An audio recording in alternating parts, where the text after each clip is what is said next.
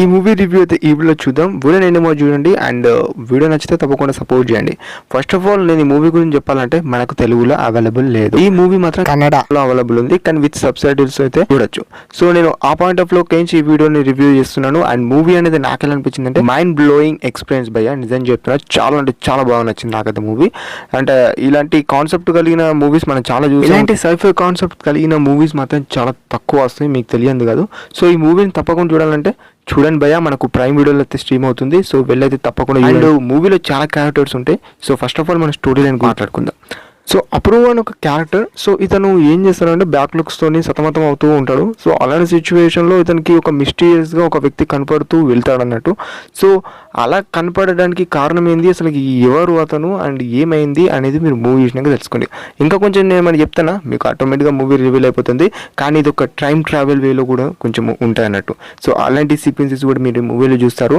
And first half అనేది నేను చెప్పాలంటే మీకు అంతలా ఎక్కకపోవచ్చు. అంటే కొన్ని క్యారెక్టర్స్ కనిపిస్తూ వెళ్ళిపోవడం అనేది మీకు అంతలా ఇంట్రెస్ట్ని పెంచుతుంది, కానీ మీకు అంతలా అర్థం కాదు. కానీ ఎప్పుడైతే సెకండ్ హాఫ్ అనేది స్టార్ట్ అవుతుందో అక్కడ కనెక్షన్ వేరే మాత్రం ఎక్సలెంట్ ఉంటుంది భయ్య.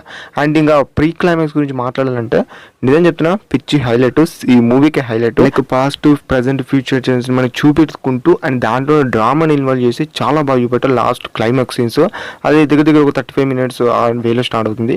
చాలా బాగుంది భయ్య ఆ సీక్వెన్సెస్ కానీ. సో దీంట్లో నిజం చెప్పాలంటే మనకు స్టార్టింగ్ నుంచి ఇంట్రెస్టింగ్ వేలో స్టార్ట్ అవుతుంది. ఎక్కడ కూడా మనకు అంత ఎంగేజ్ కాకపోయినా కూడా ఓకే అన్న వేలో అయితే వెళ్తూ ఉంటాయి. So and not only that, ఈ మూవీలో బీజిఎం స్కోర్ గురించి మాట్లాడుకున్నా లేకపోతే స్క్రీన్ ప్లే గురించి మాట్లాడుకున్నా టూ గుడ్ భయ్య, బాగానే ఉంది. మరీ అంతలా నచ్చలేదని చెప్పలేను, మూవీకి సూటేటబుల్గానే అనిపించింది. అండ్ దీంట్లో కొన్ని మన బోరింగ్ సీక్వెన్సెస్ ఏమైనా అనిపించినాయి అంటే లేవు, నాకైతే అంతలా ఎక్కడ కూడా కనగలే. ఇలాంటి మూవీని ఇంకా దీనికి చెప్తే ఇంకా బాగా అనిపించింది. కాకపోతే మూవీ అర్థం చేసుకోవడం అయితే కొంచెం కష్టం అవుతుంది, అది మాత్రము మీరు అర్థం చేసుకోండి. అంటే మూవీ చూసిన తర్వాత మొత్తం అయిపోయిన తర్వాత కొంచెం ఒకసారి రివిజన్ చేసుకోవడం అయితే నాకైతే కలిగింది. అంటే ఒకసారి గుర్తు చేసుకోవడం అలాంటి సీక్వెన్సెస్ నా మైండ్లో కలిగాయి.